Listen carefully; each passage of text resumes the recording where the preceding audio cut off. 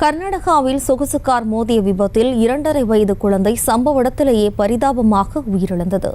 இதுகுறித்த கூடுதல் தகவல்களை தருவதற்காக நமது செய்தியாளர் மதியழகன் இணைகிறார். வணக்கம் மதியழகன், விவரம். கர்நாடக மாநிலம் பீதர் மாவட்டம் என்ற இடத்தில் அமைந்திருக்கக்கூடிய ஒரு மருத்துவமனை முன்பு விபத்து ஒன்று ஏற்பட்டிருக்கிறது. வேகமாக வந்த சொகுசு கார் ஒன்று மோதி 2.5 வயது சிறுவன் பலியாகி இருக்கக்கூடிய நிகழ்வானது ஏற்பட்டிருக்கிறது. இந்த சம்பவத்தினுடைய சிசிடிவி காட்சி பதிவாகி இருக்கிறது. சதீஷ் பாட்டில் மற்றும் சங்கீதாவினுடைய அந்த இருவரினுடைய குழந்தைகள் தான் இந்த 2.5 வயது பசவ சேதனா என்ற ஆண் குழந்தை இறந்திருக்கிறது.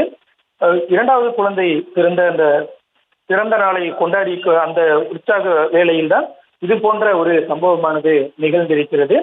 அந்த மருத்துவமனை முன்பு குழந்தை விளையாடி கொண்டிருந்தது.